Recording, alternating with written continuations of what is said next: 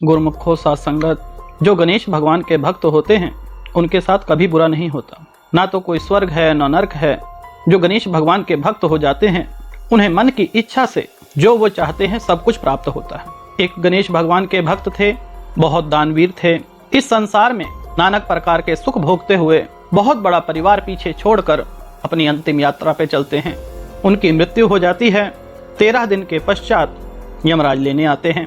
यमदूत जब आते हैं तो वह हंसी हंसी उनके साथ चलने लगते हैं। तो वह सज्जन प्रश्न करते हैं कि प्रभु आप मुझे कहाँ ले जाएंगे, मुझे स्वर्ग की प्राप्ति होगी या नरक की। तब यमदूत कहते हैं कि परमात्मा आपको ना तो स्वर्ग मिलेगा और ना नरक, आप सीधा बैकुंठ में विराजमान होंगे। अब इतनी बातें सुनकर वह सज्जन कहने लगे कि मेरी इच्छा है कि मैं एक बार नरक और एक बार स्वर्ग देखूं।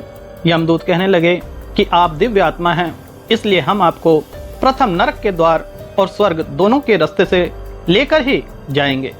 यात्रा आरंभ हुई। सर्वप्रथम यमदूत दिव्य आत्मा को लेकर नरक के द्वार से जाते हैं। नरक के द्वार में चारों तरफ चिल्ल गुहार मची हुई थी। बहुत सारा धन पड़ा हुआ है, अनेकों प्रकार के भोजन हैं, परंतु नीचे मनुष्य सूख कर काटा है, किसी को मार पड़ रही है, कुछ हो रहा है। वहां पर एक व्यक्ति से पूछती है परमात्मा इतना भोजन है, सब कुछ है, तो आप दुबले पतले क्यों हो? तो जो वहां पे नरक में आत्माएं विराजमान थी वह कहने लगी कि हे परमात्मा यहाँ पर नाना प्रकार के सुख हैं, परंतु जो ये टेबल है यह 100 फुट ऊपर है, इस वजह से हम नाना प्रकार के भोजन नहीं कर पाते। वह परमात्मा आगे बढ़ी, स्वर्ग आया, वहां पर भी यही हाल था।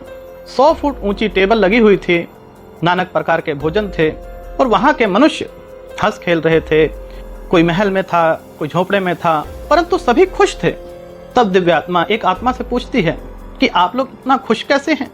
नरक में भी 100 फुट की टेबल थी जो ऊंची, वहां पर लोग खाना नहीं खा पाते थे, वहां के लोग दुबले थे, परंतु आप यहाँ पर नाना प्रकार के सुख भोग रहे हैं। वहां की आत्मा कहने लगी ये जो जंगल है, इस जंगल से हम लोग लकड़ियां लेके आए और हमने एक सीढ़ी बनाई और हम ऊपर जाकर आराम से खाना खाते हैं और नीचे आ जाते हैं। तो परम भक्तों, गुरमुखों, हमें इस कथा के माध्यम से यह सीख मिली कि मनुष्य का जो आलस है वही नरक है।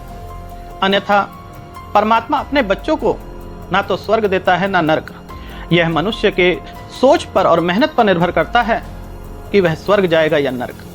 ना तो कोई स्वर्ग है और ना नरक, एक ही द्वार है, वो है बैकुंठ धाम। जो भी मनुष्य यह संसार छोड़ते हैं उन्हें बैकुंठ धाम जाना होता है। और जो गणेश भगवान के भक्त होते हैं उन्हें नाना प्रकार के सुख मिलते हैं।